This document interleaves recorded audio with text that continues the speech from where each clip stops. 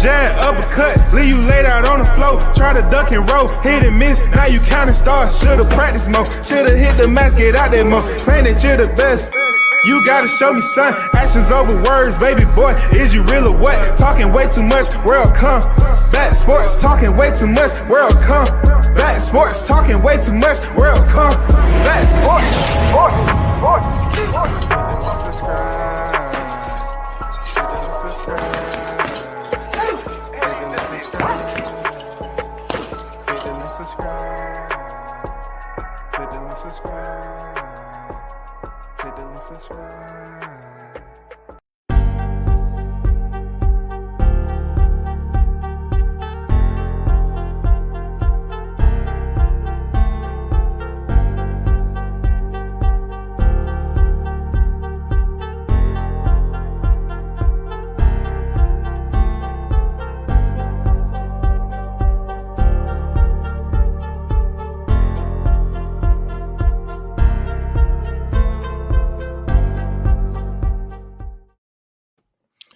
Once again, you're tuned in to World Combat Sports. Salute to everyone that's in the building. You know what it is. Another one. It will be brief, of course. But, man, hey, big shout out to the supporters as always, man. Appreciate what you do and tuning in to the channel. You know what I'm saying? Appreciate everything, all the support from those who have hit me in the DM about my loss. It's much appreciated. One love to all of y'all, man. Thank you very much. It has been tough. And, you know, we're going to get through it, man. You know, the family going to get through it one way or the other. You know, it's never like, you know, death is always unexpected. Even the ones that you think, you know what I'm saying, that may face certain death, or, you know, the ones you didn't think that would face certain death, they all end up in the same process. You know what I'm saying? It hits you the same way. But it's much appreciated to the ones who's reaching out and everything. One love to you. Real talk. Real talk. Let's talk about this, you know, this boxing game. You see what it is. And, you know, if you think somebody else, you know, I always, you know, create new shit. And I know when it comes down to it, dropping pics on the freaking screen like this, people gonna be like, "Oh man, that's pretty cool, man. That's better than a thumbnail." Yeah, I think so too.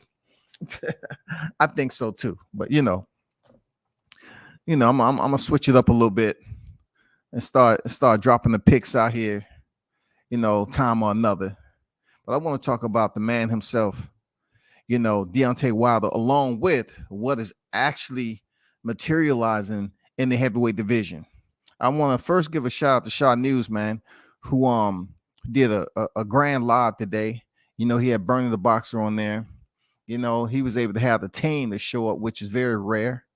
And you know, that's what I like about Bud. Like, you have to appreciate when he does show his face, especially when it's the opportune time with media. If he gives you that one-on-one time or that opportunity to address you, man, I think that's something that's more valued at the end of the day, especially when it comes to this boxing media. I've always been on record that it's tough being a boxer, talking to media, because you don't know when they're going to turn on you. So shout out to him for having a grand moment with Bernie the Boxer on there. So Cold, Steve Nelson, you know, the man himself, pound for pound great, Terrence Bud Crawford. You know, it's one of those deals where you don't want to ask the same questions about what's going on with Spence and Crawford, what's going on with Spence and Crawford. You know, that's why I just left it up to Bernie to pretty much explain himself or talk about it per se, not explain himself, but talk about it and see what else is out there for Terrence Crawford, because he's been on record as saying he want to move up to 154. You know, he definitely trying to add another badge to his credentials, you know, being one of the greatest to do it. So I'll take him serious when he say he want to go up here, get Spence out the way, and then move up to 154. I absolutely believe him. Real talk, I absolutely believe him. Bernie said they're going to fight, definitely. That's a damn good sign. That's solid news. And you hearing it from the man himself that can get no closer to the team. It doesn't get any closer than that, dog. You know what I'm saying? Coming from a small channel. You know what I'm saying? That's exactly what y'all get. No mercy, man. When y'all be up here dogging channels out and talking about they chat, you forget the character of the man who is hosting. You know what I'm saying? That's what we don't take time for anymore. We don't really take time and effort for character. Everything is artificial intelligence. People want to go off what they see and what's fabricated. And that's pretty much what you get at the end of the day. It's not anything genuine. You're dealing with a bunch of cats that you don't even know what their daily life is. You're not even freaking dealing with these people, interacting with these people in a physical form every day. You're not hanging out. They're not in your same location. You know what I'm saying? I mean, the people that you up here hating all because they like a certain boxer that you don't. What does that say about it? What does that say about life in general? You know what I'm saying? When I grew up, it was all about, you knew who you was dealing with because you know their character, you seen their face, you know who they are, bro. Not this artificial hide behind an icon and shit, never showing your face. Nobody know who the fuck you are, what you got going on in life.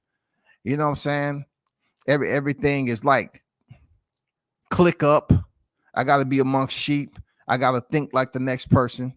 All of us got to be on the same sheet of music. If you say A, I say A. I don't say B, I say A. You say B, I say B. I don't say C, I say B. You get the picture? Man, it's too much of that going on in the YTC, man. And y'all need to give Shaw News his salute for doing the damn thing. You know what I'm saying? For having a classic live today and giving you some information. That's what it's supposed to be, man. I seen Crawford them on there, but that's his show, man. I want to come on when Bernie was on there. Salute the Bud. You know what it is. He already know he got me, my support $100,000, bro. But I'm not in competition, man. I'm not in competition. I want to, Shaw to shine and get his live. You know what I'm saying? Have that moment to itself. So people can be up here like, oh, okay, goddamn. That's some good shit right there. That's what we want to see more of. Just think about this. He was able to get a very rare moment of a boxer who really don't mess with media like that, right? But he was able to interview Bernie the boxer for a second time. And this time, we was able to see a little bit more of the team. You trying to tell me that's not a gym for the fight fans? That's a gym, bro. Big Blunts and Boxing, what's good? Yo, salute OG, just got off work. How you feeling? I'm feeling better, man. You know what I'm saying?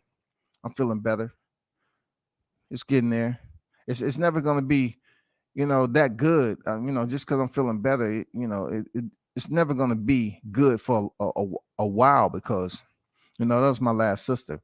I lost my older sister when she was young. And now I just lost my younger sister. And she was kind of, still young too. You know what I'm saying?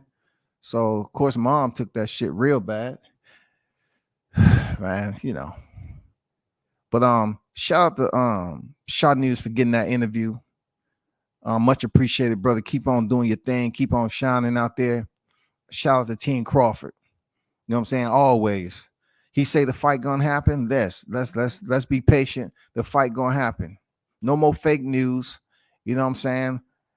Understand what it is. It's a process, and no one's trying to hear all that agitprop that's been out here on YouTube.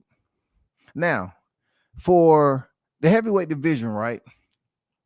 It's a lot that's going on with this heavyweight division to decipher, right? When Deontay Wilder was totally out of the picture, we wasn't hearing shit. We wasn't hearing too much of anything about the heavyweight division. You can say what you want, him being stopped by Fury twice. You can say what you want. But when he was gone, it wasn't like I was getting on here saying, okay, y'all need to continue to keep Deontay Wilder in your prayers. Y'all need to keep him in your conversation. I didn't say that. I was always on record as saying that y'all gonna appreciate the man when he's not heavyweight champion. through all the rhetoric that y'all was spewing, y'all gonna respect him more when he's no longer around because he bring this type of electricity to the heavyweight division. But at that time when he was reigning, defending, knocking dudes out, he couldn't get that respect. He couldn't get that respect. So much to the fact that it got to a point where he just shut down. You know what I'm saying? He just shut down, dog. He looked at the fans, how they was talking shit, dragging him, talking about he this, that, and the other, and they was going in here for a drug cheat instead of American champion. I always been on record as saying, man, hey, fuck the fans, man. Don't show them no love no more. They don't want to, hey, don't give them bomb squad no more. Because what they were saying about the champ, I couldn't tell you I experienced as a media segue, as a man. I just never experienced it. I've seen this man shut down buildings, interviews, and all that. You know what I'm saying? Answer questions, never lose his character and get out of control and tell a regular person, an average person that's not a boxer, fuck you. This, that, and the other, right in front of me. I never seen him jump out of character and lose himself. Never. Of all the different areas that I ran into him, he always been that same person. But now, apart from us getting, him back from the arbitration and him being stopped in the trilogy, the heavyweight division wasn't nobody talking about that. Nobody. Now he's coming back and fighting Robert Helenius, which is not one of these upsides when you're talking about opponents. When we're talking about the grand scheme of things, he's not one of these big names that you saying to yourself like, wow, he's fighting Robert Helenius. Damn, I wasn't expecting that. But it's still, if anybody follow, the boxing game, Robert Helenius does have 2 wins. And he hasn't fought since his last win over Andy Konoski, right?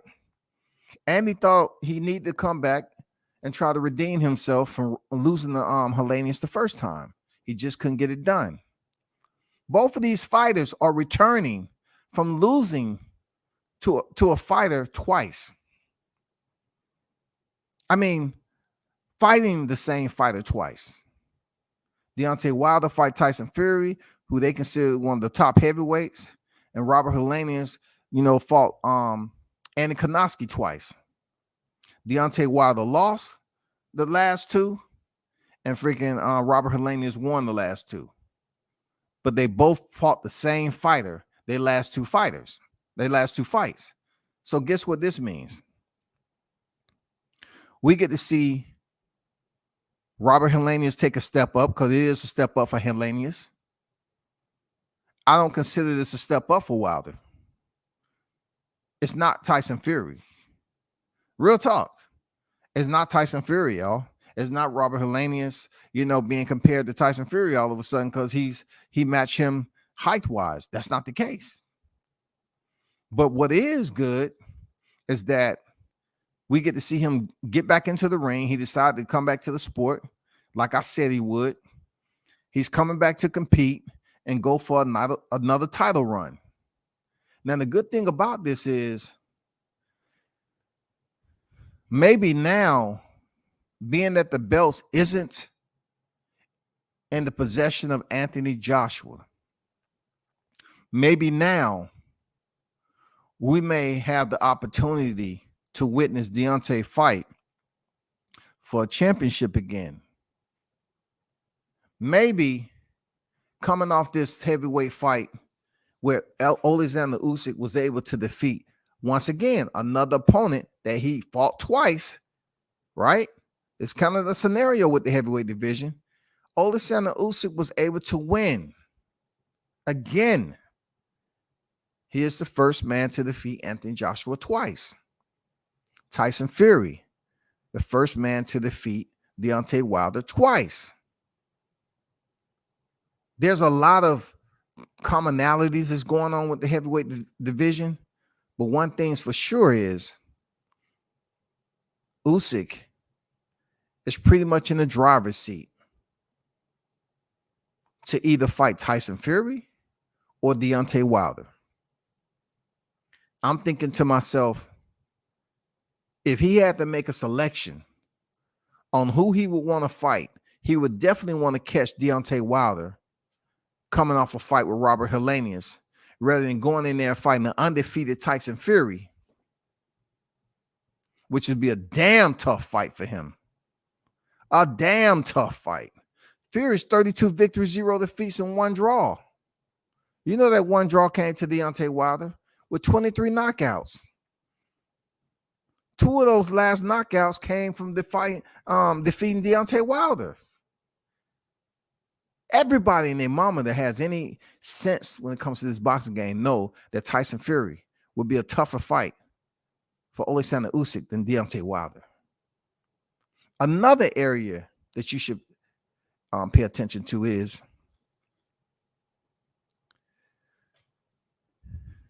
Tyson Fury is trying to ask for $500 million. Let that sit with you for a minute.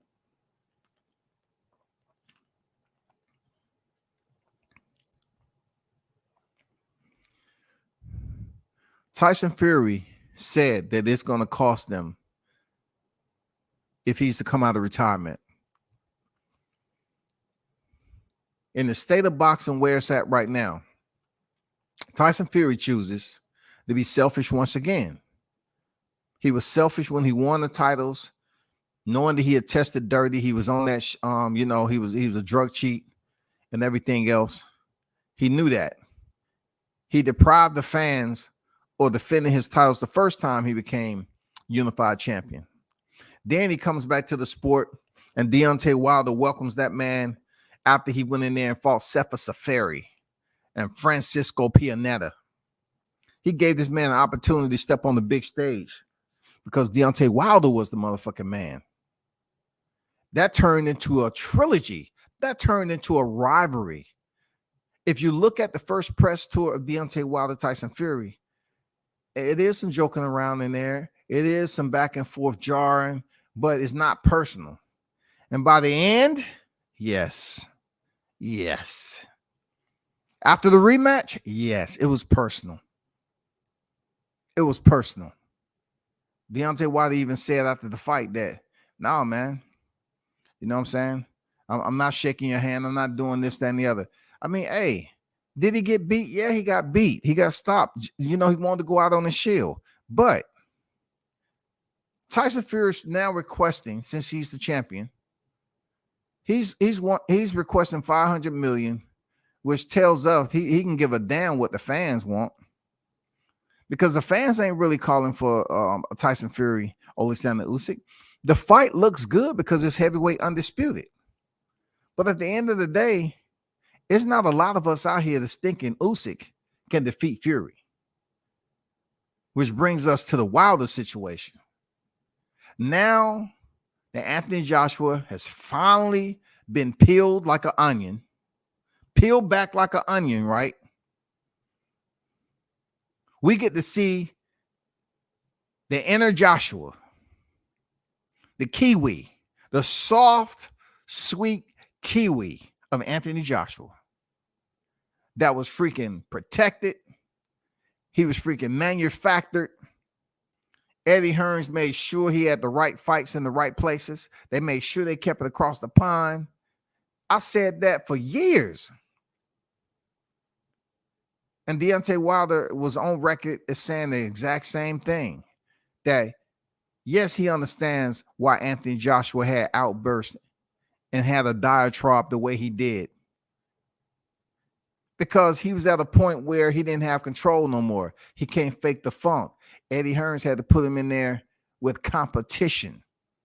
This competition was a younger fighter. You know what I'm saying? A more established fighter than Usyk. It wasn't an Alexander Povetkin who he fought as a mandatory. You know what I'm saying? Alexander Povetkin, salute to him. He did have a respectable resume. He did. He had a respectable resume, but he couldn't go in there and go the distance with Joshua, man. He couldn't get it done. Now he's all out of control. Now Usyk has the juice. And if Usyk is smart,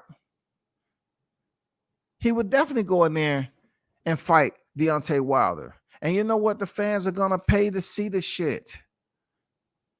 Deontay Wilder's not gonna receive the same type of energy that he was receiving before with Tyson Fury.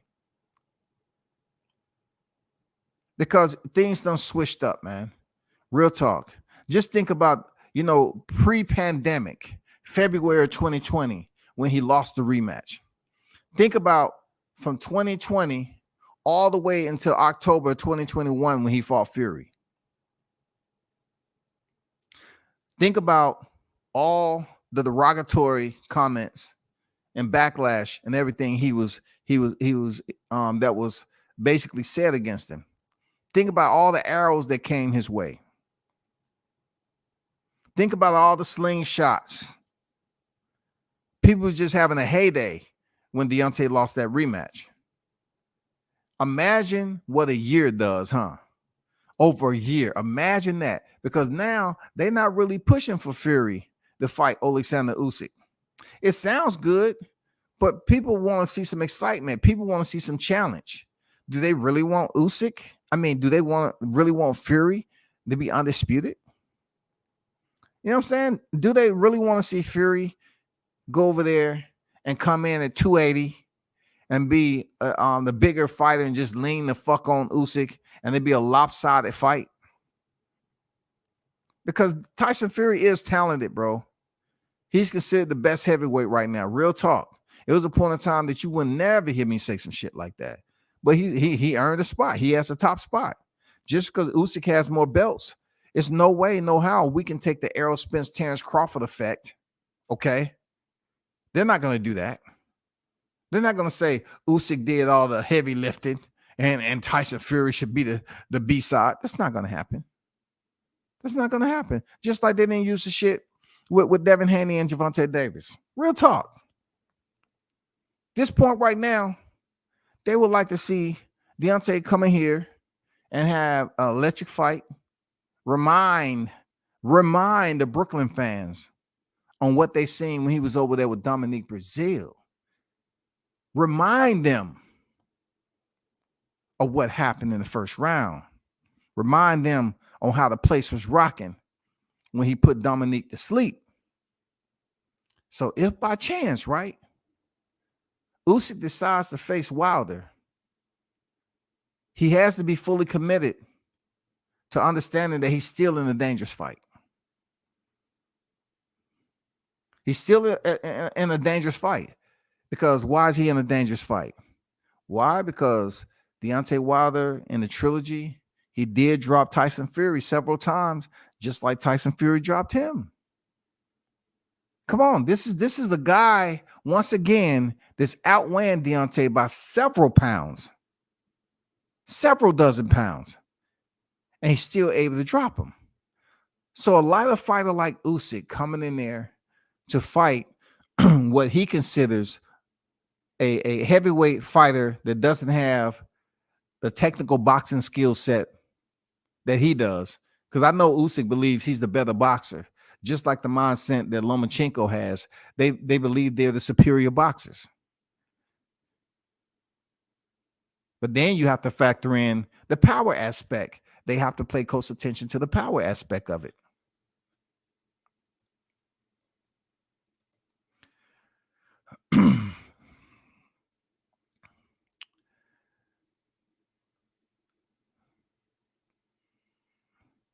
Big Bun said, I feel you, OG. I'm praying for you. Still, shout out, Shaw News. No doubt. Appreciate you, Big Blunts. And boxing, no doubt, bro. J. Ocho, salute. Sorry for your loss, fam. Thank you. Much appreciated. Get the can, mate. For real, get the can, mate. For real. That's mine. What do you think I'm paying you for? I'm throwing these belts in the can, for real.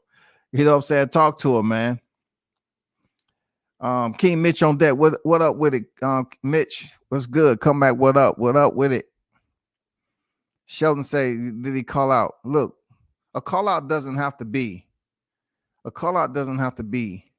I'm calling you out. We way past that when it comes down to interpretation of the English language. Calling out is saying that, yeah, I would like to fight Alexander Usyk. That's a call out. It doesn't have to be scripted in the exact words, but it's a call out. It cannot be considered fake news because it's a call out. If somebody recommend themselves to say, "Hey, I want to challenge you. I want to challenge you to the championship. I want your belt. I want to fight you." That's a call out. I'm not sure what you getting at, Sheldon. He said he want to fight Usyk, and that's why Fury responded. Just go check it out. It's out there. That's why Fury feels some type of way. You know what I'm saying? That's why Fury feels some type of way that Deontay Wilder wants to fight. Michael Benson sent out. Matter of fact, let me give you a receipt right quick. You know what I'm saying? Let me give you that receipt right there. There go one that you can take a look at. It said Tyson Fury reacts to Deontay Wilder saying he wants to fight Alexander Usyk. Now, he say he wants to fight, and I say he's calling him out. Wanting and calling out is somewhat same thing. He wants to fight the man. So what do you want him to say, bro? Can you please accept this as a call out, because times has changed. We live in an AI society now where people tend to be sea blind, and what seems real to them isn't really real. Tyson Fury, right? He responds and say, "Tell that dosser to get to the back of the queue with the rest of the losers. Don't forget the last time we saw this bum need to get scraped off the canvas in Vegas." Seems like a call out to me, because Fury is responding that Deontay Wilder is trying to get next up with Usyk. WANTS. He wants next up. He's letting Alexander Usyk know, "I'm calling you out for next up. I get past Robert Helenius. I want to fight you. Period. You're the unified heavyweight champion. I want to fight you." Anyway, let's keep it moving. But y'all can check out that, those two tweets that was sent out by my constituent WCS. You know what I'm saying? But back to the task at hand. Deontay Wilder looks good, goes ahead and knocks out Robert Helenius, who's been stopped twice. Okay. Robert Helenius has been stopped twice. So it's not like Deontay Wilder hasn't fought tougher opposition. People have to understand that he's been in that position already. You have to respect that he fought Tyson Fury 3 times. Do you know how much punishment he took in those 3 fights? He fought the man 3 times. And the rematch and the trilogy was rough. Rough.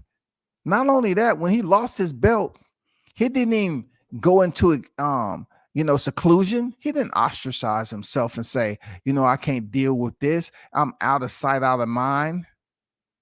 He didn't run away in embarrassment. The man went back to court and said, "I don't know what the fuck they talking about, but they trying to sit up here and erase the fact that I have a contractual agreement. They trying to erase the fact that I have a contractual agreement.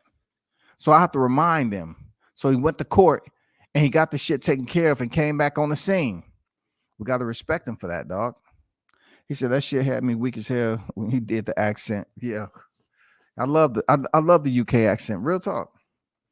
I love the UK accent, man. It's so easy to do, for real. And they say they have the proper English anyway. They always tell Americans that, "Oh, we got better English anyway." But with Deontay going to arbitration and then winning, the court, and set him up for the trilogy, which, he came up short. But with time, they always say with time heals, right? And I'm looking at it like the fight fans do respect Deontay Wilder more. They have to. It's still some that hate him, but the fight fans respect him. The real ones respect him for going in there and challenging himself the way he did, coming off that rematch, coming off a brutal rematch with Tyson Fury, where he was taking punishment. Like he really was taking punishment. And one of the most scandalous heavyweight fights in history. He took punishment that fight. But the real hardcore fans got to look at that shit and say, man, he toughed it out, man. He has cojones. He has heart, courage, all of that. He went back in there and went out on his shield. A lot of people, this hardcore fans, respect that shit. These same hardcore fans might have been the ones that was rooting against Deontay Wilder when he went in there against Fury the third time. But it wasn't no landslide like people was up here saying, "Oh man, he has no way of winning." I bet they was kicking their ass, boy. They was kicking themselves in the ass, right? When he dropped Fury those couple of times in the trilogy. I know it's like, oh no, I got money on the fight. Oh no, you know what I'm saying? They was losing their sanity for a bit. I think as many people out there that look at Deontay Wilder's skill set, and they will always say that he's not technically disciplined, but yet at this point in time, being he stepped in there with Fury 3 times, they would give him credit to say, you know what, he's dangerous. Before they were saying he was dangerous, but they were always convoluted with, he just has a right hand. He's this, he's that. What round did he get stopped in his last fight?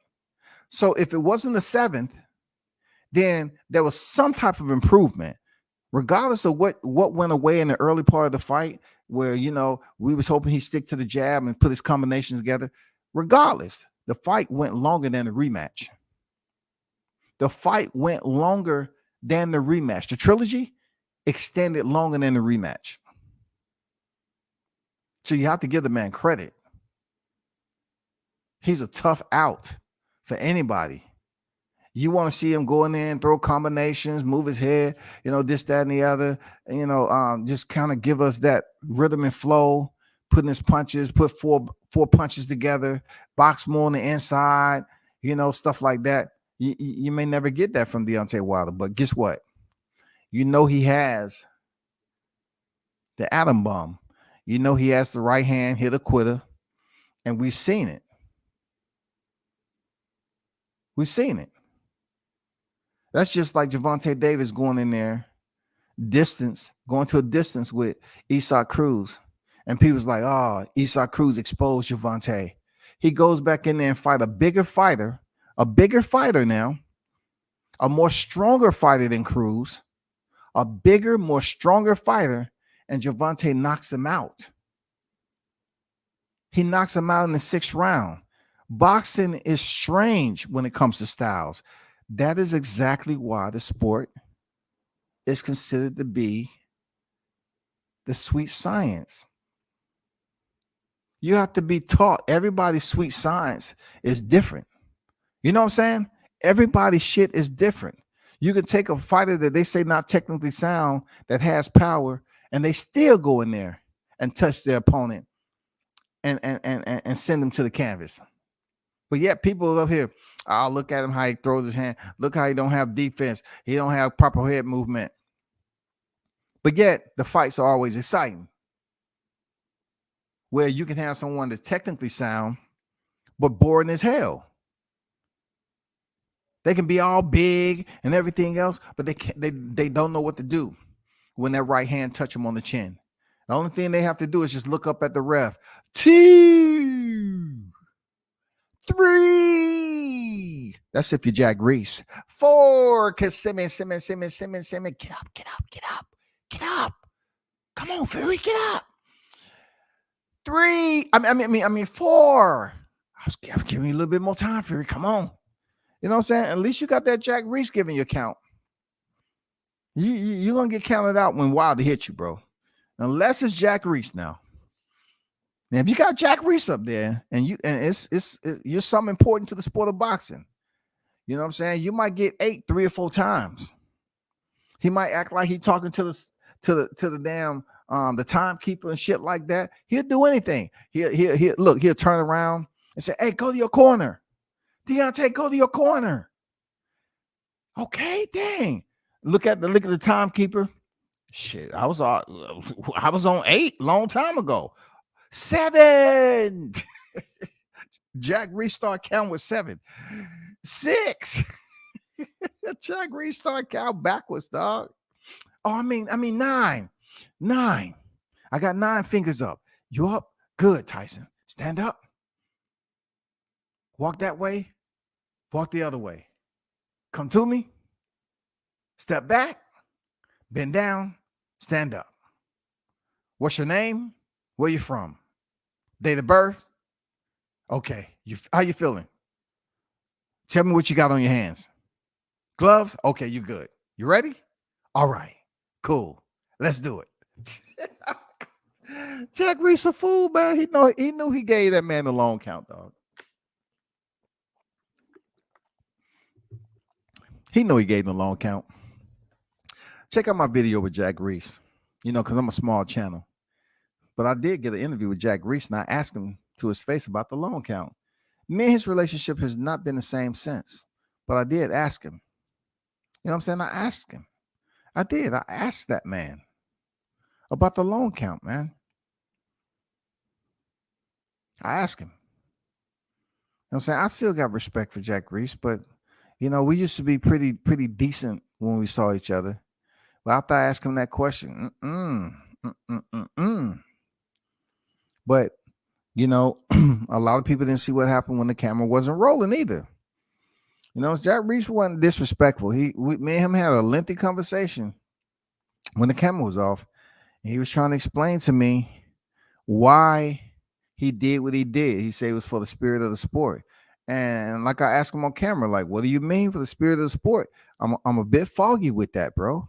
Like, explain to me the spirit of the sport when it comes to you giving a long count. He pretty much insinuated that he felt that Tyson Fury deserved to carry on in that fight. And I'm saying to myself, wow. You know what I'm saying? Now look at it like, when is Deontay Wilder going to get that moment of deserving? What fight is that going to be? Is it going to be against Usyk? Is Deontay Wilder going to be the one that's deserving if and when he gets to fight with Alexander Usyk? Are they going to look out for him like that? Like they did Usyk? Was it a knockdown that Joshua was deprived of, or wasn't it? I'm just curious, man. I'm hoping Wilder get this fight with Usyk. I hope he has the opportunity to fight for the unified titles. It'll be another glorious moment for the heavyweight division. You know what I'm saying? Because y'all know well as I do, like I said earlier, if he fights Fury, you're gonna think of it as a lopsided affair. I don't see Usyk beating Fury. No, unless Fury throws the fight. Unless Glenn Feldman is there grading. You know what I'm saying? I don't see Usyk being able to win that fight against Fury. I don't. I see him going in there and I see Fury going in there and punishing Usyk. For real. Possibly stopping him. But Usyk, when it comes to weight wise, Deontay Wilder is not a big fighter like Tyson Fury. So therefore, Usyk may see himself like, yeah, this is going to be a tough fight because even though he's light in stature, he does possess the ammunition. So you got to pick your poison. You want to go in there with a behemoth like Fury and get muscled up and get stopped? You know what I'm saying? Or do you want to try your chances with a fighter who lost to Fury twice and run your hand with it? Usyk's going to have to figure it out. Real talk. He's going to have to figure it out.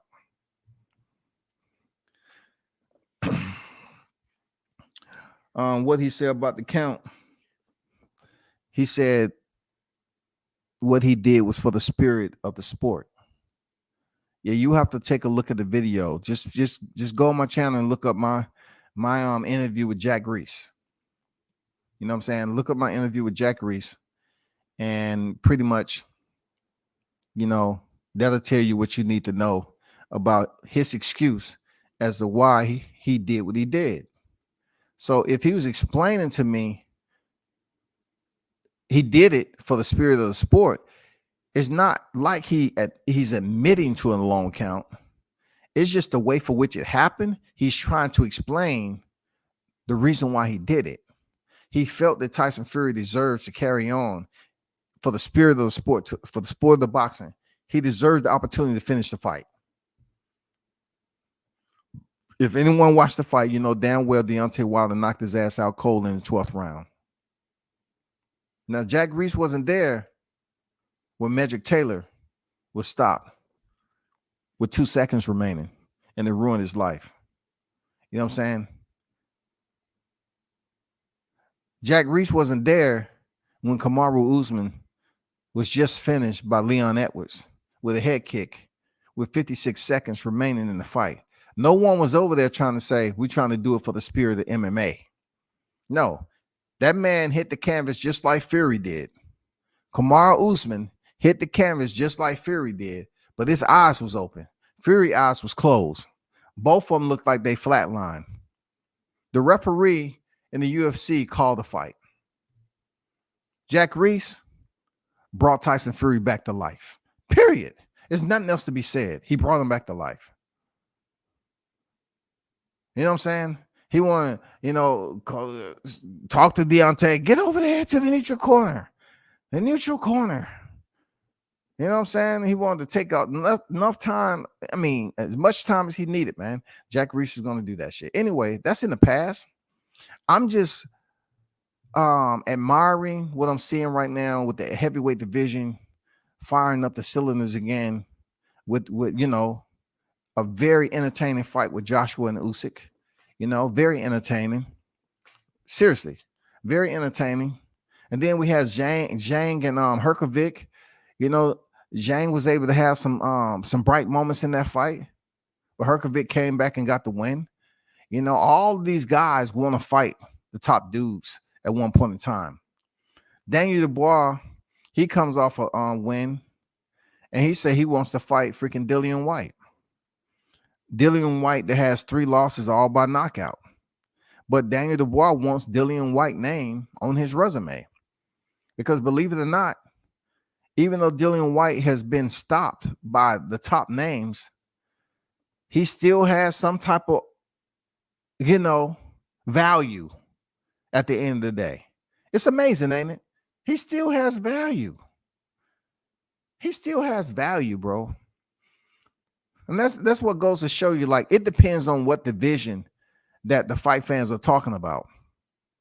It does. It depends on the division, because it seems like when you get in the middle divisions, the lighter divisions, it's just like people say, oh, man, they lost, man. It's done. They're over, this, that, and the other. But heavyweights, they know heavyweights are going to lose. So if a heavyweight lose, it's not anything abnormal to see them return to the ring just after they lost the fight. But you go down the ladder to them lighter divisions, you lose one fight and people's like, oh man, you're done. It's over. They need to retire. I'm serious. That's the way it is.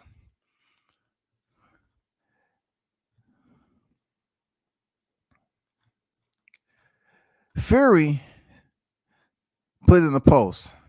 In a post on social media today, Fury drew a line in the sand saying he wants $500 million for the Usyk fight. And he's given to promoters 7 days to come up with the money or he'll stay retired. See, it's a little wordplay in there. He can stay retired, but he hasn't vacated that WBC belt. All right. If he would have said that he is going to vacate the WBC belt, which would be asinine for him to even take that move, that eliminates him from getting one of the biggest paychecks in his career. Now, biggest paycheck to him is not going to be $500 million. Even the Saudis will look at his ass and be like, hey, are you stupid? $500 million for one fighter will be groundbreaking. It will be historic, but Fury is not going to be the recipient of that. And why would he ask for such a substantial amount of money to fight a fighter like Alexander Usyk? Why would you do that? Why would you pretty much put yourself in a request that is absolutely absurd. Why would you even say that? When you have the welterweight division that can't even get, two fighters to agree on this, that they want to lock him in for a 6-fight deal that's worth $7 million. You know what I'm saying? Hey man, we're gonna give you 11-fight deal, okay? It's gonna be just below 10 million, goddammit. So 11 divided by 9.6. Man, come on, dog. You're trying to get fighters to fight lower than what their guarantee money was. It's just crazy. Tyson Fury is asking for an astronomical monetary purse, which they always say shoot high and then work your way down. So I'm pretty sure that's going to work itself all the way down. Now, is it possibly Tyson Fury can get 100 mil if he was to fight Usyk? Yeah, I think it's achievable. I think it's achievable. I don't get in the numbers game because they all fudged. They all bloviated at the end of the day. But if Anthony Joshua supposedly received a 75 million purse for fighting as a challenger, then Tyson Fury can definitely get 100 million as a WBC champion, undefeated. Yes, he can. He's been unified before. Yes, he can get 100 million. It just has to be structured right. Of course, it's going to be that way, and it's not going to be about who has the most belts. Pay attention to what I'm telling you. Pay attention. It's going to be the same scenario that Canelo when he came up fight Gennady Golovkin. See, people always want to use these scenarios when it's beneficial to the narrative they're trying to push. But that particular narrative they're trying to push doesn't resonate equally across the board. They're not going to be handing down this Usyk has 3 belts and Tyson Fury has 1. No, they can't do that. It's not going to work out in this case. And it definitely doesn't change up the fact that he has the WBC. No, he has 1 fucking belt. Usyk has 3. Nobody's talking about no damn heavy lifting on that side. You didn't hear nobody talking about no heavy lifting on Devin Haney's side. They still put that man behind Gervonta Davis. The bias will always be real, shawty, for real. For real. Will always. No one's sitting up here saying, well, in the 175-pound division, Artur Beterbiev, he did all the heavy lifting. Bivol, he really needs to fall back. No, they're gonna say Bivol, he fought Canelo. Even though Canelo was undisputed at 68, he did fight Canelo at 75. They're not gonna be talking about that heavy lifting shit. Fury's gonna come in there the A side. Real talk. He's a much more popular fighter than Alexander Usyk. He's gonna come into there the A side. He's gonna get paid. You know what? Usyk's gonna get paid too. They're in a perfect position, man. No U.S. heavyweight champions at the moment. I bet these same haters that was up here wishing Wilder's freaking demise, they're sitting up there with the dumb goofy Scooby-Doo.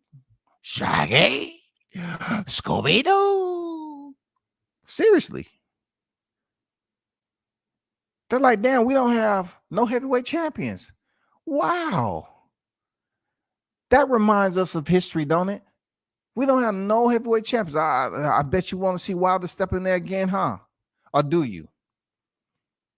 Which one? You want to see him or don't you? Which one you want? Because there's nobody over here representing. Even Trevor Bryan. Trevor Bryan's no longer. Daniel Dubois has his belt. But they're going to say, oh, Trevor Bryan, he was Jamaican.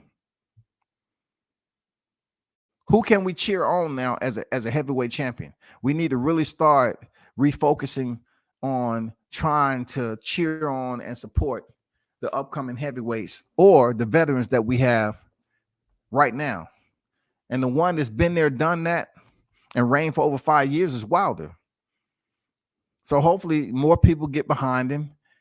He did call out Alexander Usyk and let it be known that he wants that fight.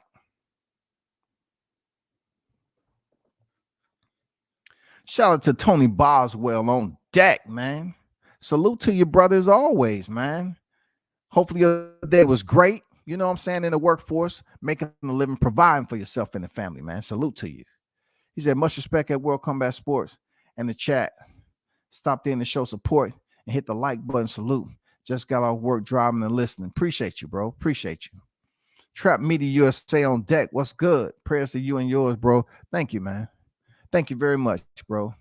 Thanks to everyone who's been looking out, that dropped in to give their blessings and condolences. Much respect. And the ones who don't, it's all good because I don't expect you to. I'm not calling for you to do it. It's okay. It's okay. I appreciate the ones that's in the chat, bro. It's all good. It's all good. I'm not going to say anything about it. It's all good. I appreciate the ones that's right here, right now. They're showing love. Real talk.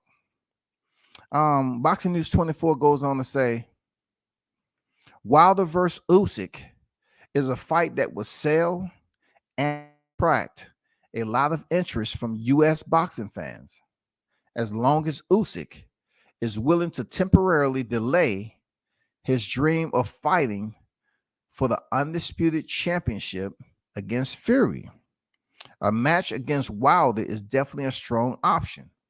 Now, you've heard Usyk on record telling Fury to come out of retirement. Do he really, truly want to fight Fury? When Fury's asking $500, what is Usyk going to get? $20?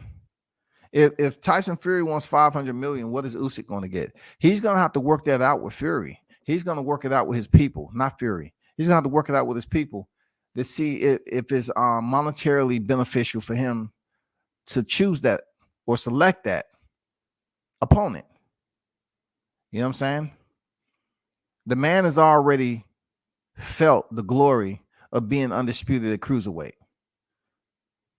He's already felt that glory. He's earned it. Now the man is unified in the heavyweight division. So what does that tell you? He may feel a bit more courage to say, you know what?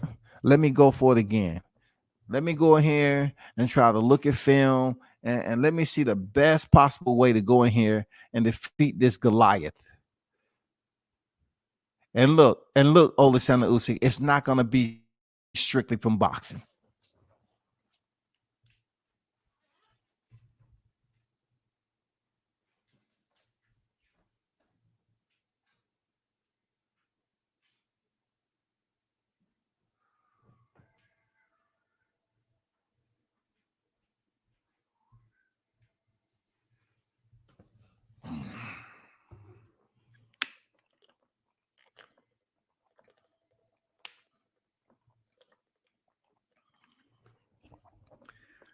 Mark Nash on deck. What's good, Mark?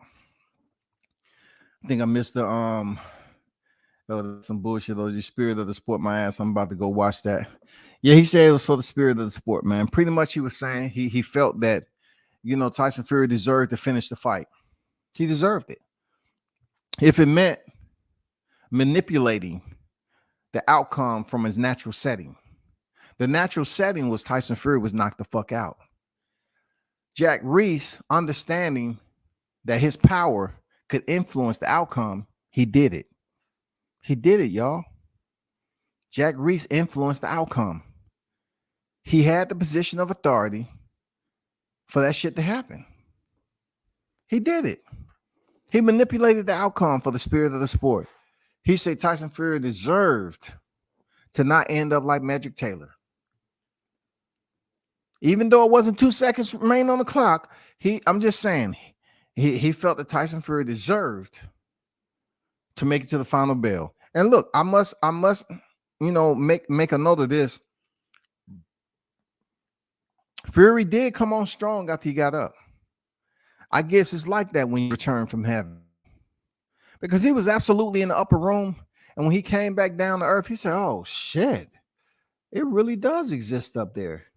I mean, goddamn, it's almost like somebody blessed him when he was up there, dog. My son, you have came and you have conquered. What we have decided to give you a second chance. Rejoin them. Be great. And that's when he descended back down. His spirit shape to revisit what's the word I'm looking back. His spirit rejoined his earthly form. His eyes popped open, and then yeah, he was a new man. He was reborn. God damn it, Deontay said that man in the upper room. That man got fast. You mean the supreme being? Seeing all those angels up there, going around the reviving his body. He was able to go back in there and make it to the final bell, man. All strong, dog. I think they might have gave him some PEDs when he was up there. For real. I think they gave him a shot of something, dog. Real talk. That shit can happen, bro. Seriously. That time there was no piss test going on. So no one would have been a witness if he got motherfucking injection. And then he you know what I'm saying, form. He revisited his physical form. Real talk, man. That shit is life. I'm serious, dog. I'm serious, man. I think they gave us some. He came back. He revived. He heard Jack Reese count. He got up. Jack Reese told him, go left, go right, left, right, left, right, front, back. Okay, bounce off the ropes. Okay, let me see your gloves. Okay, gloves are good. All right, twist them back and forth. 2, 3, 4, 5, 6, 7, 8, 9, 10. Okay, you good. You can fight now. Deontay looking at that motherfucker like, God damn. This motherfucker been over there for 10 minutes, dog. I know Deontay felt some type of way. He was like, God damn, that was a long fucking count. Here we go. Motherfucking boxing. Wearing that suit, man. And Jack Reese up that time I was for the spirit of the sport. Boxing wearing that suit again. I'm telling you.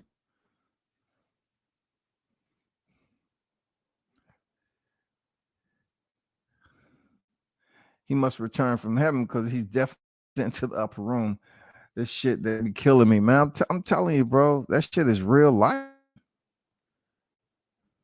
Nobody was there during that time, man. Look, you got some people that just don't follow the rules up there too. People don't want to talk about it, but it is. You know what I'm saying? Real talk. They probably knew who Tyson Fury was, gave him that service, got him, gave him that shot of test, and what returned back. Man, strong as shit to end that fight. Nobody asked for a blood or urine test or nothing because that shit happened. I'm telling you. Nothing's impossible this day and time. Nothing's impossible. But let me not seem like an angry bird. But I spoke to the man, so that's what he told me.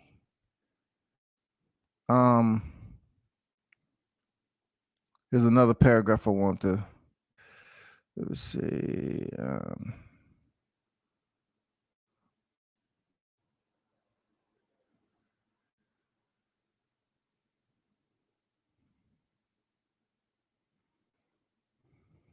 It says Usyk may not realize that fighting for the undisputed heavyweight championship against Fury won't resonate with the boxing world because the average fan doesn't care about stuff like that. And that's true, man.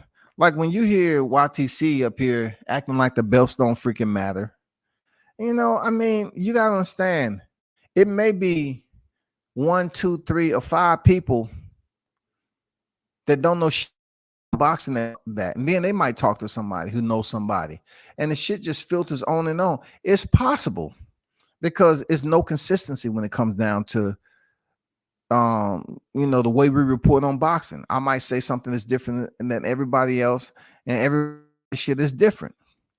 But the only thing I'm saying is there might be a group of fan base that don't care about titles. They just want to see entertaining fights. You feel me? So when it comes down to it, you know what is considered, the casuals. The casuals are the one who sit up here and they flop all the fucking time. The temporaries are beneath the casuals. Temporaries are those individuals who every now and then, tune in to see what's going on with boxing. They place. They might take several weeks off. They really don't care. Casuals, they may care a little bit more. But when it comes to a certain fighter fighting for the undisputed, if it's not a fighter that they favor, they might not give a damn. They might not care that it's for the undisputed, it's for history. They may not care about that. Oh, man, I don't know either one of them niggas, man. Who the fuck is that? Oh, no, I ain't watching that shit. They may not care, man. They may not freaking care. Real talk. So, ask yourself, out of all the undisputed titles, the unifications that has taken place recently, like Teofimo Lopez, and Lomachenko. Mike, you take Teofimo Lopez, Lomachenko, you take Jamel Charlo, right? Josh Taylor, Jose Ramirez, Canelo Alvarez, Caleb Plant. Let's just look at who are unification. Who's the more popular unification? It'll be Teofimo Lomachenko. Okay, that's what it is. It's not going to be Kambosos. It's not going to be, Devin Kambosos. It's going to be and Loma. Even though Jamel Charlo did have some exciting moments with Brian Castano, more people could relate to Teofimo Lopez and Lomachenko than they could Jamel Charlo and Brian Castano. More people knew who Canelo Alvarez was, no doubt. But they figured that the fight was a lopsided affair with Caleb Plant. So they really put too much respect on it.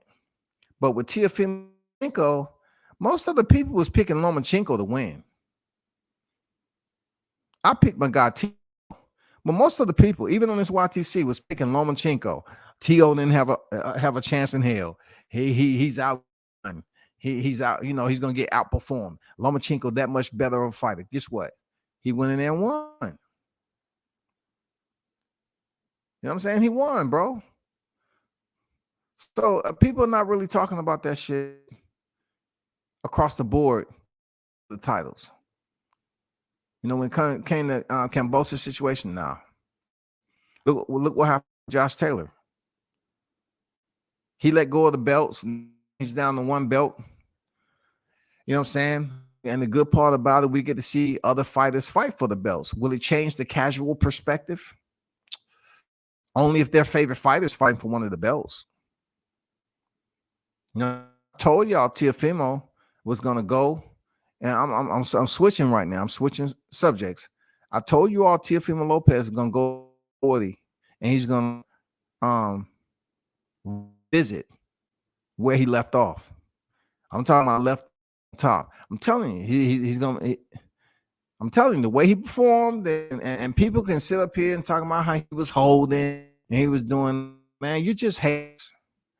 I'm gonna call it this.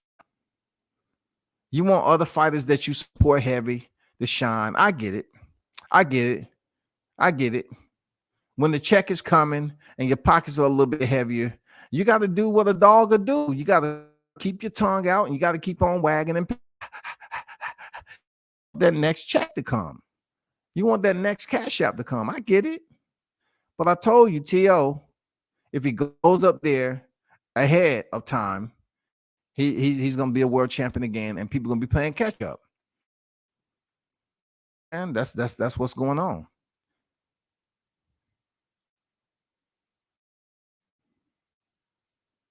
But the good thing about it, man, is that we heard tonight on Showtime's channel that Bernie confirmed that the fight was going to happen. Now, if people want to run with the sources, they have a source where they heard it from. And for those you haters out there that don't ever want to give Showtime his credit, you got to source his channel. You got to be respectful and source his channel, because you heard what you heard shit, bro. You heard what he said. Look, I think this way. I leave the YouTube shit on YouTube. It's a different type of energy I'm gonna have if you want to take it personal. But look, YouTube is YouTube. He said that Errol Spence could have pretty much been there to welcome Terrence Crawford when he came over to Texas. They could have had another meeting like they did when Bob Arum was around. was talking his duck talk when he was over there quack, quack, quack, quack, quack, quack, quack, quack, quack, quack, quack. Remember when he talking about he'd take the easy route?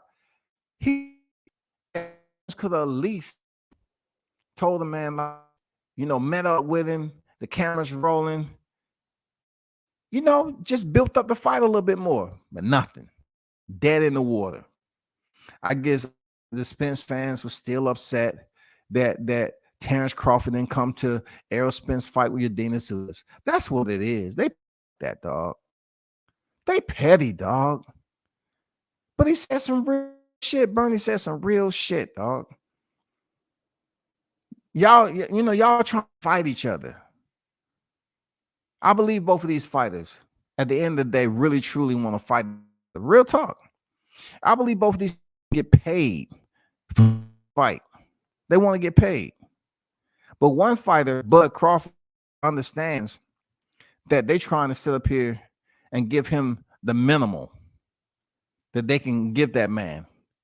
And that's not deserving of who he is as a fighter. But back to Bernie, he said some real shit, and that's the way it should be taken. Like, regardless of what we got going on with this fight game, hey, you come over to my city, definitely. I'm going to go out there and chop it up with you in front of the camera, give the fans a little bit of entertainment. That will further build up the fight, especially give the YTC voices something to talk about. That's it. That shit made all the sense in the world what he said. Give them something to talk about. Promote the fight. Build it up. Give us another moment like y'all had when Bob Arum was. That's all. That's all. Give us that moment again. You know what I'm saying? Give us that moment. That's all we're talking about. Give us that moment where the fans can be like, oh shit, did you see what happened? Did you see what happened? The media outlets that's there at the moment is the only ones that's really going to benefit from them. But also, it trickles down to the media that's able to pick up the story and speak on it in the YTC and further promote the fight on some new, fresh, enlightening information, not the fake news and the garbage and the junk that's been out here for the past year. You know what I'm saying? You get something fresh, you get the visual, you get two fighters that has been in this moment before. They talking their shit. They letting the fans know that the fight gonna happen. And they here trying to make the fight happen. Errol Spence letting them know, hey, you in my city, this, and this and that. And Bud probably said, I don't give a fuck where I'm at. You know what I'm saying? I'm just letting you know I'm here, just like I'm gonna be here on fight night. You know what I'm saying? Just talk your shit. I'm gonna be right in your face on fight night. What you gonna do about it? Nothing. And Spence probably gonna turn around and say, okay, we'll see. Just show up. Just I mean, it would have been good for the fight fans. When they said nothing, we didn't get nothing, bro. It's all good. It's all good, and it ain't good. You know what I'm saying? Since we switching subjects real quick, you think Kambosos finna cash out and really retire when he loses the rematch? He made $10 million fight. That's almost 15 mil in Aussie money. I don't know, because Kambosos, right? He only has one loss, man. You gotta look at it that way. He only has one loss, bro. Kambosos still has a way to make money. He gonna make his two biggest check against Devin Haney, right? Because once again, this is a perfect situation of comparisons. People this is the exact reason why people underestimate my ability. They always look at my chat and underestimate my ability to talk about this shit. What you see that went on with Kambosos is the same type of format that they want to happen between Errol Spence and Terrence Crawford. They want to see Terrence Crawford go up there and take all this low money and sign himself to somewhat of a civility type contractual agreement where he's going in there and his fans are sitting there scratching their balls and shit, all happy because Terrence Crawford ain't making but pennies going into this fight. Same situation, but they want to happen. But see, the one thing about it, Kambosos, he was able to have the upper hand in this scenario because of what they pretty much told the Haney's. Take it or leave it. We'll get somebody else to make the money. And being that Devin Haney and Team Haney wanted this fight, they wanted that undisputed, they had to sign to a dirty deal. Not dirty in the sense that they're not going to get paid, but dirty that the numbers aren't what they used to making. For a fight of that magnitude, the Haneys want to go in there and equal what that fight is worth. They want to get paid. They didn't. Not what they want. That's what they want Errol Spence and Crawford to do. Kambosos, if he goes in here and loses to Haney a second time, he still has 3 more fights that he can lose, and he can still make money off that shit. The fact that he's going to make more money off that fight, why? Because he was unified champion, dog. That will carry forward. It's not changing. He was unified champion. He fought Devin Haney to attempt to defend his belts, couldn't get it done. And then he went back over there. And, if he loses again, he still have like 2 or 3 times where he can fight again. I'm not saying all of them can be losses. I'm saying now he has a bit more appraisal to his career. You're talking about a guy who's coming off 2 split decisions before he stepped in there with Teofimo Lopez. Come on, man. This man is riding that motherfucking tsunami right now, dog, on a short board. This motherfucker's on a short board and a tsunami. He's loving life. He talked all that shit and got his ass beat. So if he's retired, to be honest with you there, Blunts Boxing, I don't care. I don't care if he's retired or not. Like, look, the window for him was absolutely phenomenal. The window of opportunity for George Kambosos was phenomenal. For him to be the mandatory, go in there and catch Teofimo in a health crisis, defeat him, and become the undisputed champion, right? And then not only that, but use those titles to get the paycheck that he always dreamed of. That's a phenomenal motherfucking opportunity, ain't it? This man getting paid crazy money. And check this out, Bunsen Boxing. He was locked in for 2 fights. Oh my God. Dog, it doesn't get any better than that. Dude was locked in for 2 fights. Dude was locked in like Andy Ruiz. Seriously. Seriously, bro. Dude was locked in like Andy Ruiz. They knew they was getting paid twice. They knew it, dog. Now, Kambosos was a little different, okay, than Joshua. You know what I'm saying? He was a little different than Andy Ruiz.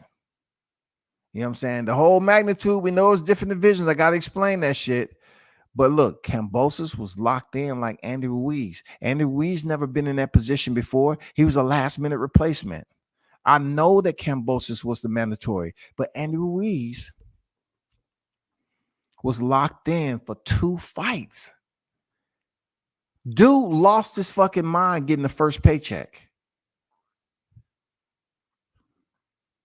Then when he came back, he was so overweight and deconditioned, he didn't fucking care because he was getting paid. Now, I don't know how Kambosos is going to look, but what I can say is he's locked in twice. He's getting paid twice in this motherfucker, dog. You trying to tell me he's not going to be happy? Dude is absolutely elated. He don't give a fuck. What's going on, Dion, in the building? What's going on with you, bro? I'm late. I'm in here. Salute to you, bro. That's where we at with the Kambosos saga. I believe he still has, some like I always say, he has that value to have 3 more fights against some pretty decent names, get paid pretty decent, because guess what? His paycheck, his price point, what he was getting paid yesterday is not the price today. So if he goes over here and loses to Devin Haney a second time, still what he was paid yesterday isn't what he was paid today, because he went in there and fought two championship fights in his backyard. Hold up. Two championship fights in his backyard, and he fought a champ. Look, once again, and he fought a championship for the belts against Teofimo Lopez. That's 3 championship fights. 3 in a fucking row, dog. And you think his value didn't increase? Absolutely it did. Absolutely. And look how arrogant and egotistical Kambosos is. He's going to get paid, man. So these 2 checks he was able to get from Devin Haney, fighting Devin Haney, he's going to be able to get some more money before it's all said and done. Real talk. He's going to be able to get that shit, dog. That's a good thing. But back to the task. Let's just wait and see. We're not hearing anything from Jamel Charlo and Tim Tszyu. I mean, that shit has just been a ripple in the motherfucking pond at Lake Mead. For real. The water levels are so low on people talking about Mel Charlo and Tim Tszyu. Where did that shit go? You know what I'm saying? Where's the fights at 135? You know something I heard though? I like this shit right here. Hector Garcia is one to fight Shakur Stevenson. He wants to unify. Now that is something to lead to the last topic. Hector Garcia, who put that hurting on Chris Colbert, won his last fight. He wants to fight Shakur Stevenson to unify. Now that's what I'm talking about. That's what I'm talking about. Because look, Stevenson wants to unify too.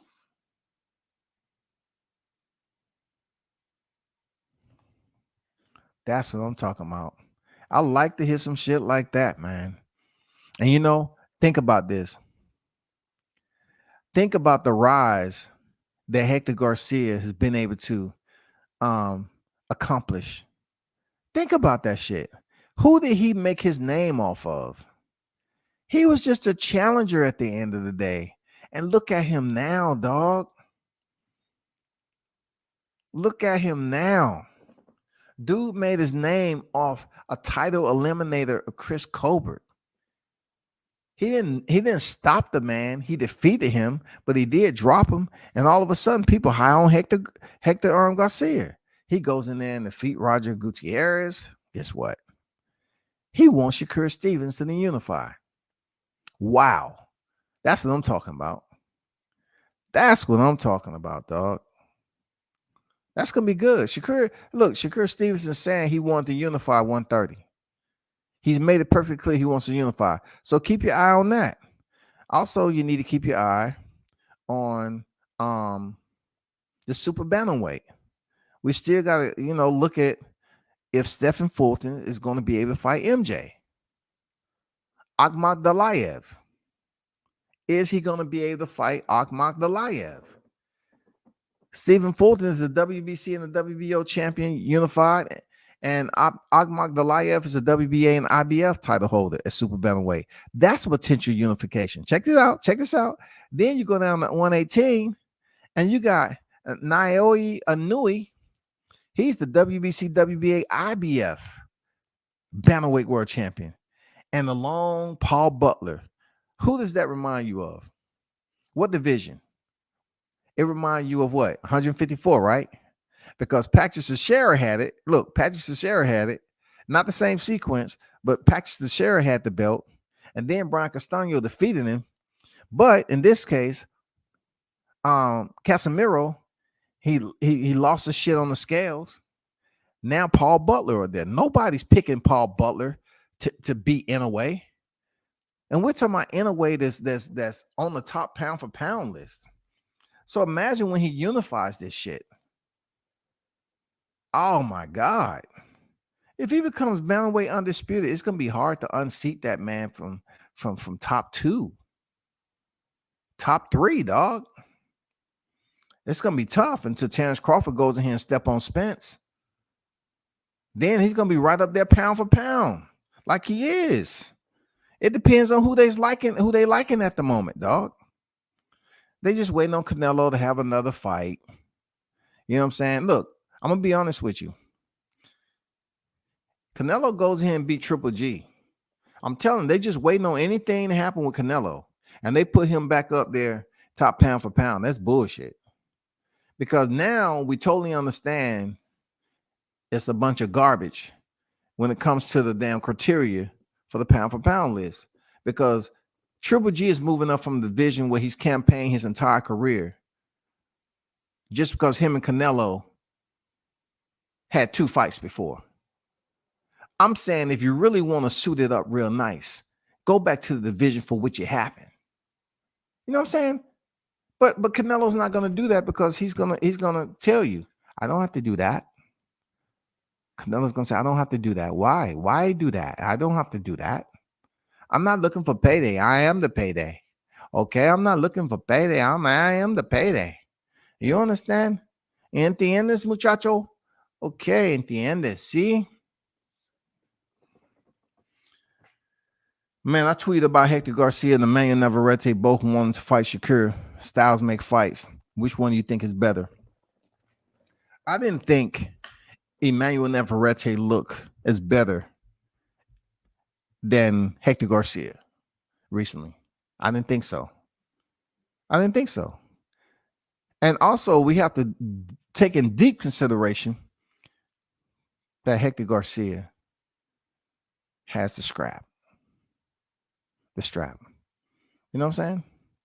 We have to look at it that way. What is he fighting Emmanuel Navarrete for?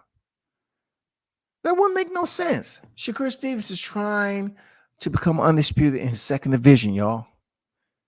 You got to give this man his love. This man has goals. This man knows the end state.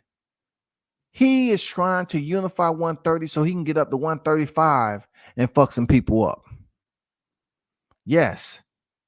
Shakur is trying to damn move his price point too. He's trying to be more valuable as a fighter. Absolutely. So I'll select Hector Garcia over Emmanuel Navarrete any day. Fuck what he talking about. You know, he tried to slide. Look, before the affirmative action took place. Shit.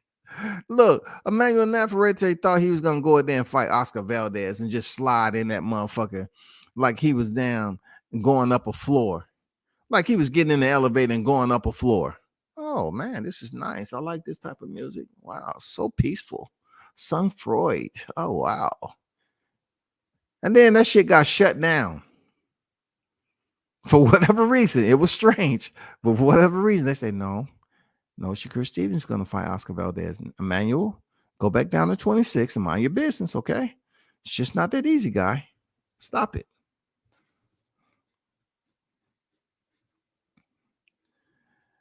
I like Navarrete though, Andrew Charles. I like Navarrete.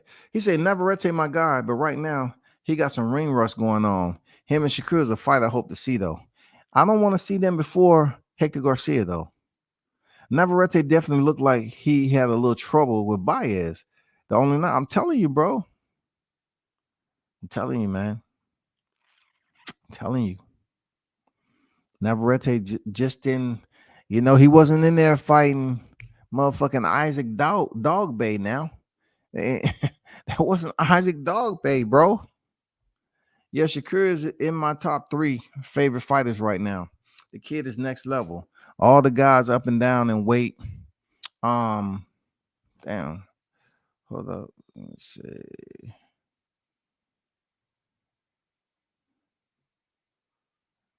All the guys up and down in weight classes have Shakur name in their mouth. They want Shakur name in their mouth, but they don't understand how big Shakur is, right? They don't understand how big he is. And if he does get the fight with Garcia and wins, he's pretty much going to unify that division for undisputed. Seriously. It's going to happen. They're going to make that fight happen. And then when he get to 135, his his stock is just going to be that much valuable again. You know what I'm saying? Because now he's going to come up there once again the same way that his guy Crawford did. You know what I'm saying? He's gonna go up there his third division, bro. This dude gonna be looking to do damage up there, and Shakur Stevens is still young in the game, bro. He's still young in the game, and just imagine if he's able to, do something different like that in the second division. People will always look at the 135, what T.O. did, Kambosos did, Devin Haney. That's their first division. Kudos to them. But what's gonna happen after you leave that division? You know what I'm saying? What's going to happen? You're going to be able to go to 140, do some damage, then keep it moving? Probably. Everybody except Kambosos, probably. You know what I'm saying? Navarrete was fighting every 2 or 3 months for a while. Then he took over a year off. Probably had an injury. I have no idea, man. I don't know. Honestly, I think they're going to give Navarrete to Shakur. I want Isaac Dogbay to have a third fight with Navarrete. Why not? Why not? But it's hard to get a third fight there at Bunsen Boxing when you was stopped twice. And I remember when they was bringing Dogbay back, I said, "No, man, don't bring that dude back. He's gonna get stopped again. He ain't ready. He ain't ready, man. Don't do it." And they thought it was cool.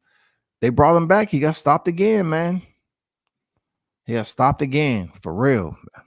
I mean, Navarrete punished Dogbay. Punished him. Shout out to Sir Ken on deck. World Combat Sports salute. Salute to the wrenches and salute to the chat. Smash the like button. Says Sir Ken in the building. Appreciate you, bro. One love to you.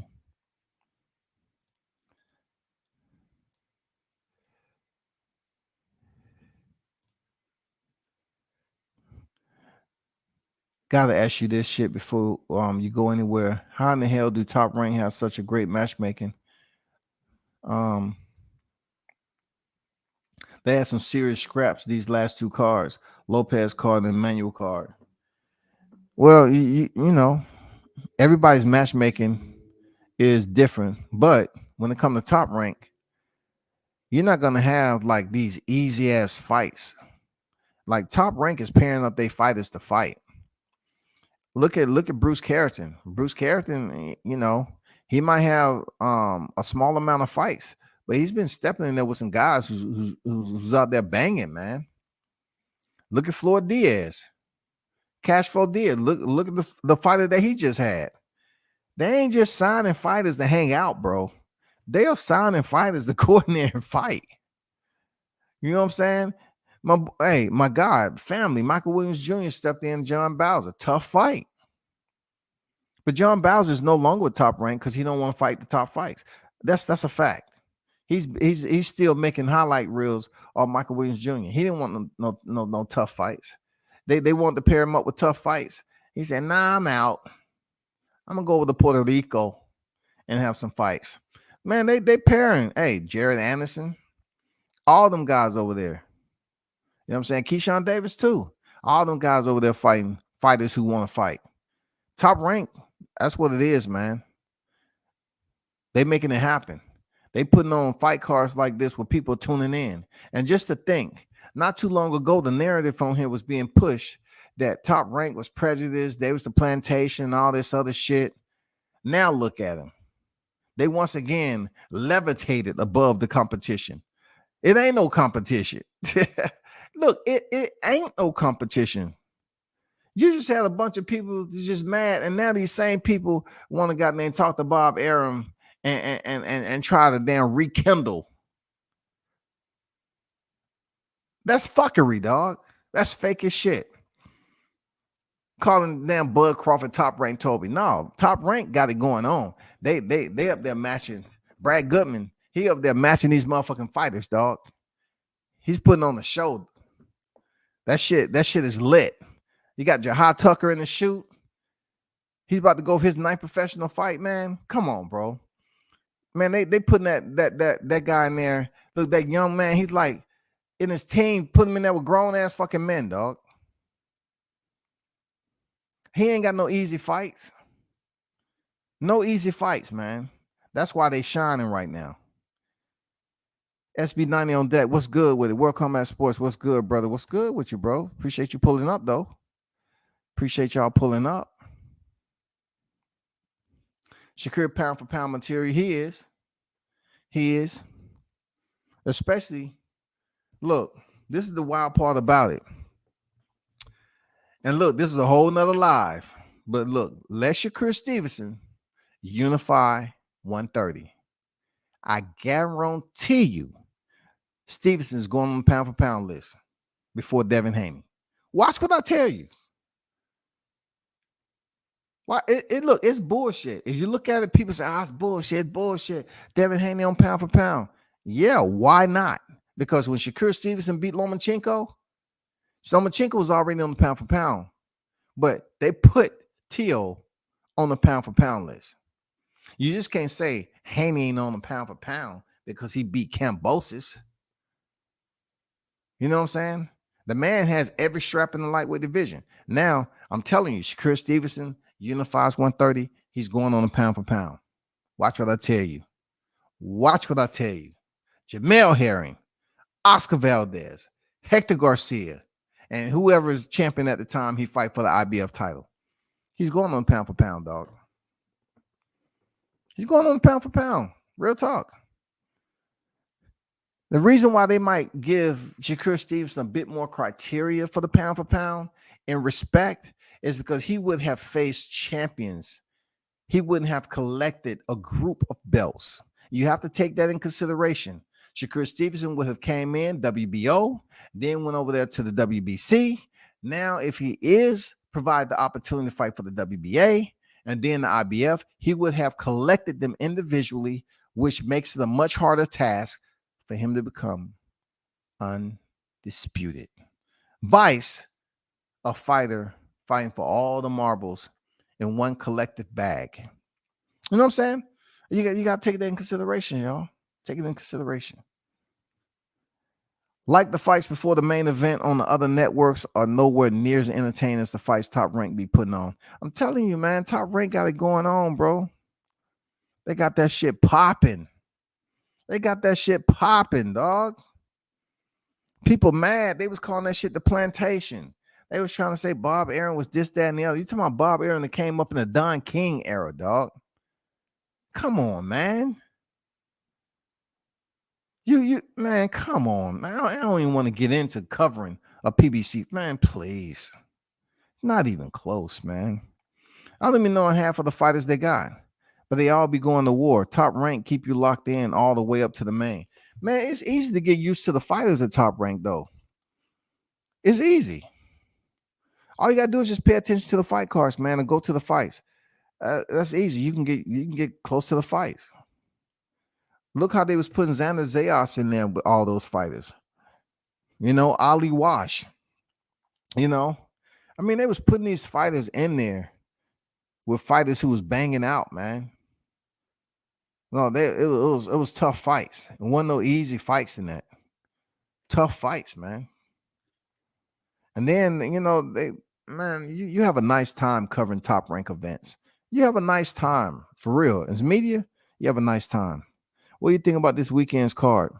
To be honest with you, I need to thoroughly look into it because I haven't really been focused on looking ahead. I've been, you know, over there with moms, and that's really been consuming all of my time. Real talk. I'm being honest with you, Dion. It's been consuming all my time. And I don't have no problem with it. You know, I just, you know, mom's taking this pretty hard. So, man, them boys be going to war, bloody. Boy getting dropped left and right. Dudes getting dropped and coming back to win fights. Top Rank got some wars, no doubt, man. Seriously, I like how Goodman is putting these fights together. I like how they moving the fighters. I hope they continue to move these fighters like, you know, Jahad Tucker, to a point where he gets in title contention, and it kind of puts him in the same boat as Teofimo Lopez. You know, Teofimo Lopez, his dad was saying 15 fights, world champion. Boom, he got the shot. He took advantage of it. See Jahad Tucker possibly being in the same boat. You know what I'm saying? And people are gonna say what they gotta say because they have other fighters there. I'm telling you, this guy's been fighting on TV since his debut. It's only a matter of time if they're saying they want a bigger name and a bigger fight. It's only a matter of time before Top Rank obliges them. They say, hey, you beat this person right here.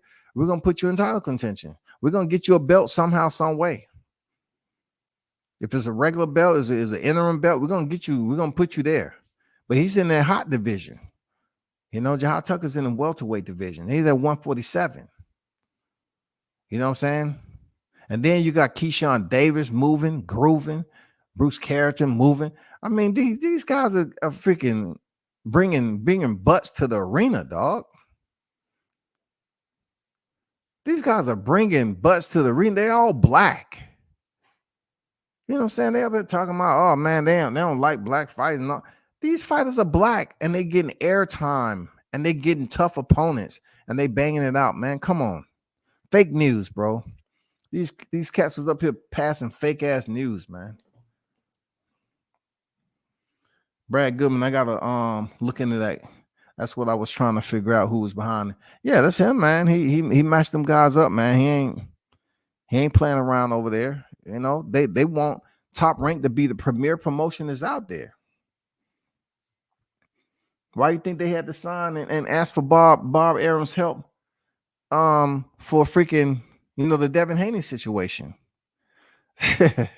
They needed the triple OO. They need the triple OG Bob Arum to get involved with that shit, dog. Lou Bella didn't have a network. He had to make a deal. Top Rank pretty good with showcasing the prospects. Good matchmaking. No doubt about it, Andrew. They doing their damn thing over there. So we try to predict Shakur's future real quick. After he gets undisputed, he moves up to 135, fights Tank and Loman Devin, T.O. at 140 in the mix, with Lipinets, Regis, Pedraza, all of them. Yes, sir. That way. Yeah. He gets to 135. Them belts should be all over the place by then, because I don't see Devin Haney stand there as he continued to get older. I don't see him stand there for the next 2 years just because, you know, he had the belts. I know he would probably want to get that big paycheck with Lomachenko. Seriously. You know, I would think that he'd want to get that nice check off the contract he signed to face Kambosos twice.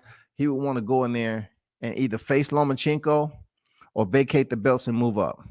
Now, I've heard people speak on, you know, they're going to consider, you know, Devin Haney to be a duck if he doesn't fight Lomachenko.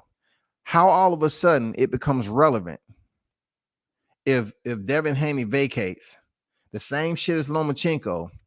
You got dumbass motherfuckers around here trying to say it's a lack of respect and Devin's not stepping in to face Lomachenko because he has the belts.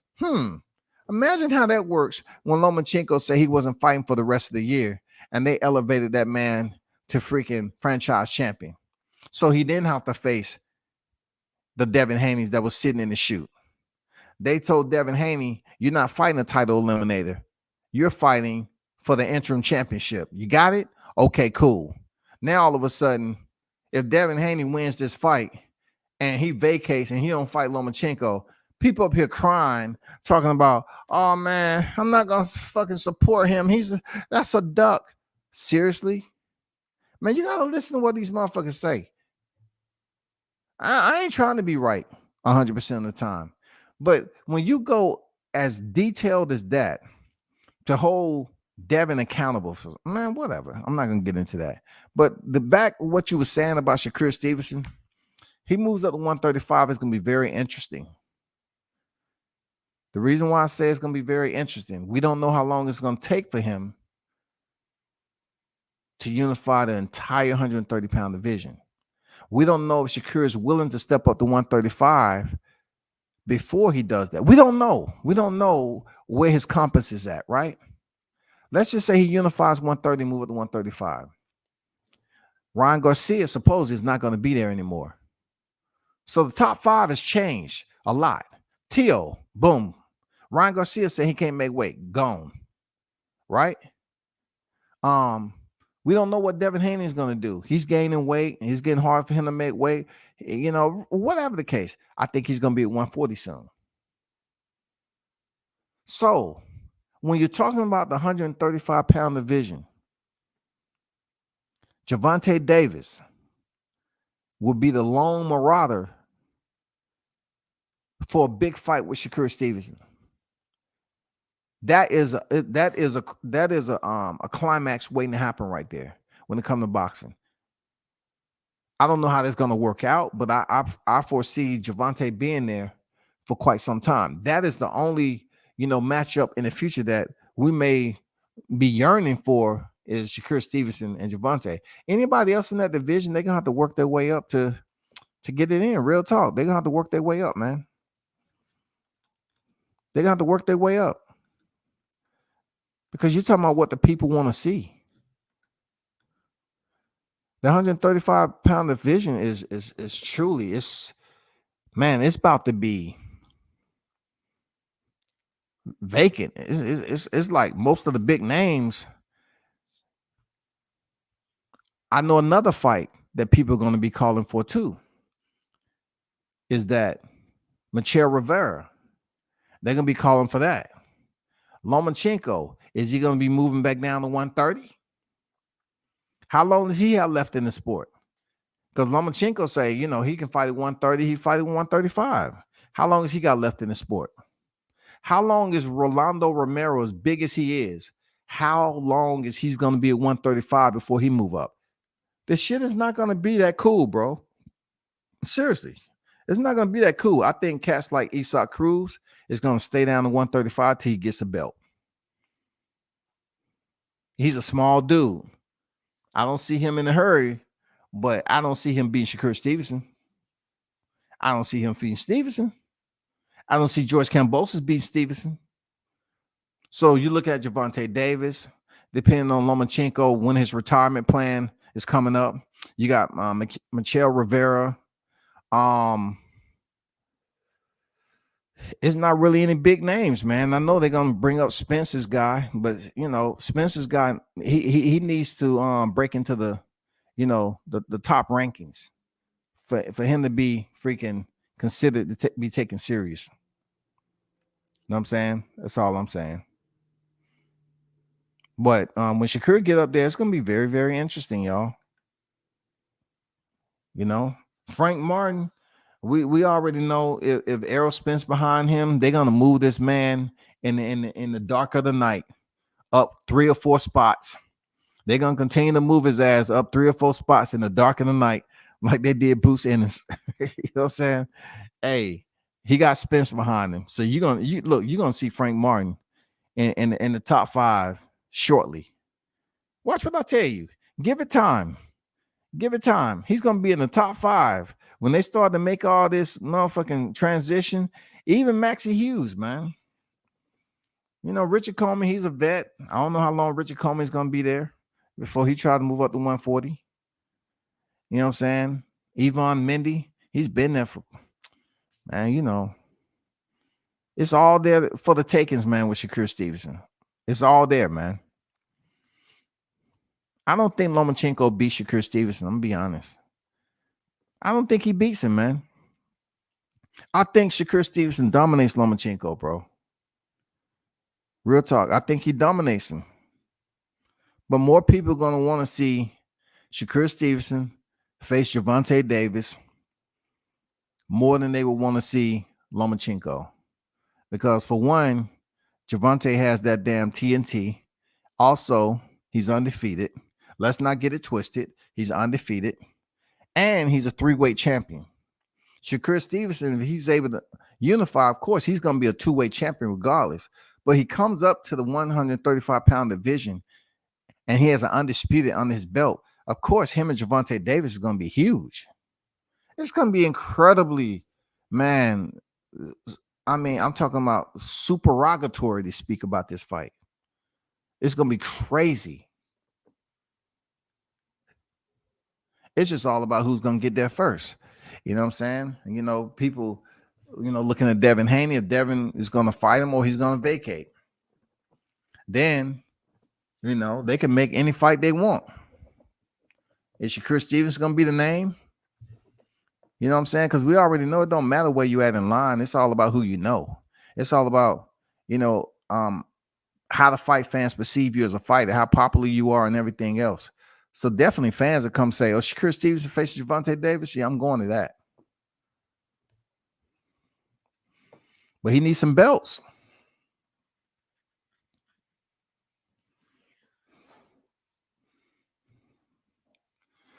Looking at Pedraza, man, I wouldn't want Shakur Stevenson to face. I would like Shakur to face somebody like Regis at 40. Regis is showing no signs of moving up to 47 anytime soon. I'd definitely like to see him fight Regis. I'd definitely like to see Shakur Stevenson fight Teofimo Lopez if it's possible before Lopez move up to 47. I don't know how long Lopez is going to be at 40. I'm not saying he's gonna move out of the division next week. It just seems like they have a plan. You know what I'm saying? They have a plan. Pick up some belts. I don't think Tio is gonna try to unify 140. It's gonna be tough. It's gonna be tough, man. He's already did it. So I think they're gonna pick up some belts, hang out, pick up some checks, and then he's gonna be at 47 when the changing of the guard happens. You know what I'm saying? When the Errol Spencers, the Terrence Crawfords, Keith Thurman, Sean Porter's is already out there. When the changing of the old guard is out and the new guard is finally established. You know what I'm saying? They're going to try to go up there and get belts. Sergey Lipinets, come on now. I know he got 2 losses, but is somebody really trying to see Sergey Lipinets fight Shakur Stevens and get beat on? No. And let's not act like all of a sudden he is the glorious warrior in combat just from defeating Omar Figueroa. Stop the madness, dog. Stop the madness, man. Stop it, dog. Comey versus Pedraza, Jared Anderson back, F.A. Jobber back, Haven Brady, Abdullah Mason. Hey, all those fights right there, I like. Especially Jared Anderson. Jared Anderson is already saying after this next fight, he want a big name like Andy Ruiz. Because look, that goes to show you he's picking like the Andy Ruiz, Luis Ortiz winner. That's what he wants. He wants that winner. Andy Ruiz, Luis Ortiz winner. Shout out to Haven Brady. Absolutely, man. I got an interview at Buckhead Fight Club. Haven Brady was cleaning up the place and stuff like that. Man, shout out to Brady, man. He's in my backyard. Definitely. Shout out to Haven Brady. Hey, thanks for dropping that, Dion, as always. Man, I'll be on the road and shit, man. Dion always keep me posted, man. Appreciate you, bro. Shout out to Team Mason, man. Abdullah Mason, man. He has promise big time, bro. Abdullah Mason has promise, man. Once again, they have all these black fighters over at Top Rank, dog. It's for a reason. It's for a reason. It just goes to show you how fucked up people can pass dumbass narratives, and then they got to put themselves in recovery. They got to put themselves in recovery, dog, to start talking good about a fighter. Oh, I bet a lot of people happy Devin Haney's with Top Rank. But how much shine is he getting? He got to get more shine, dog. Top Rank they have the top billing right now. Seriously, they have the top billing, y'all. I don't see Comey passing Pedraza, to be honest. Why not? Man, Richard Coleman can fight, man. Richard Coleman can fight, man.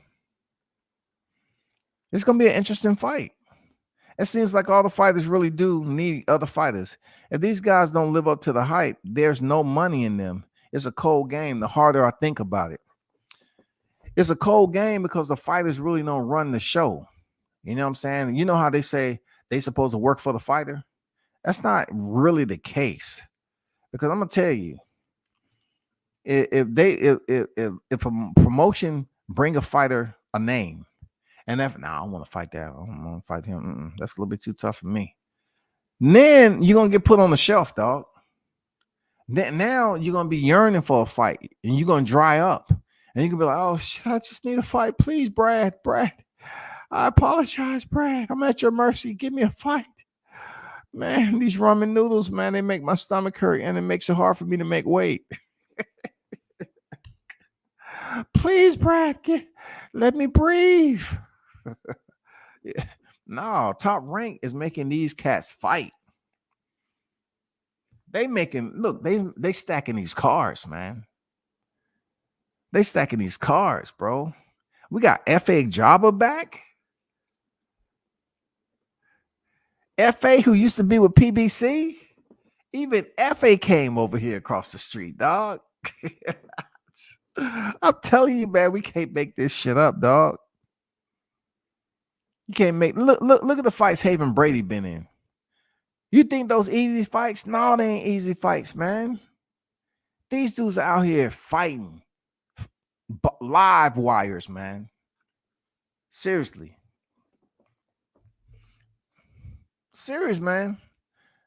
You got to give it up to them. They doing their damn thing, bro. But y'all, I got to bounce, man.